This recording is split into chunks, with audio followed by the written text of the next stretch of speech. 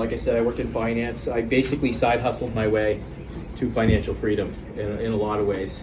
We bought rental properties with it. We covered all of our mortgage on our home with rental income. And then this was just cream, right? This was our income. This is our ability to go out and buy more rental property.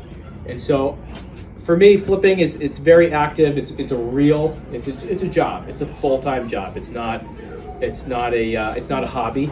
It's a real job. But we did it nights and weekends.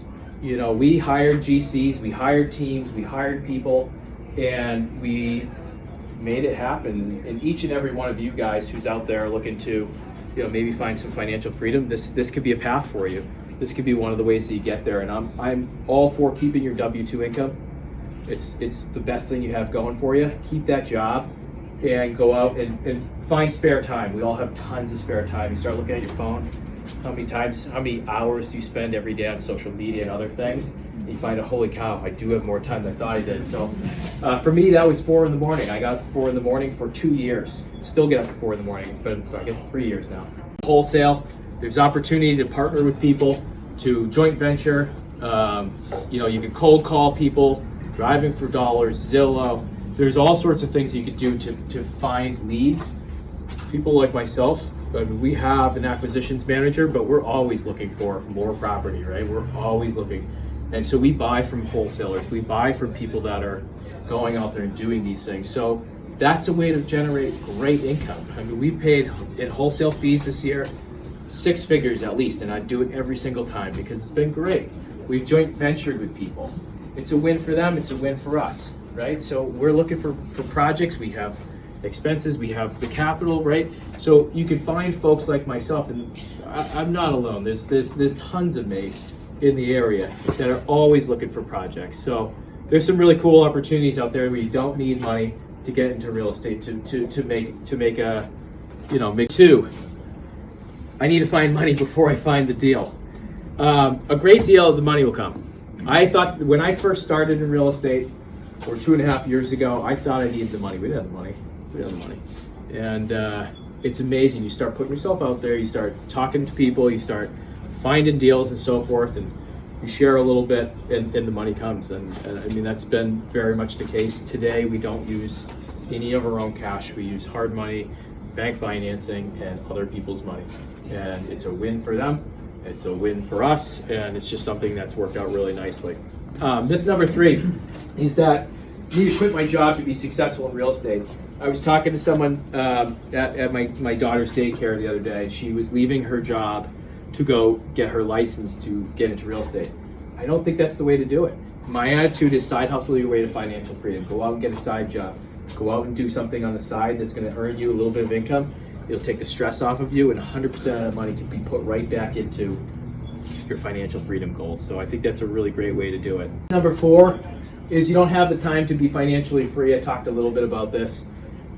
If you're really committed to chasing your goals, you'll find the time, you know. And so that's something that I very much, you know, I'm all about.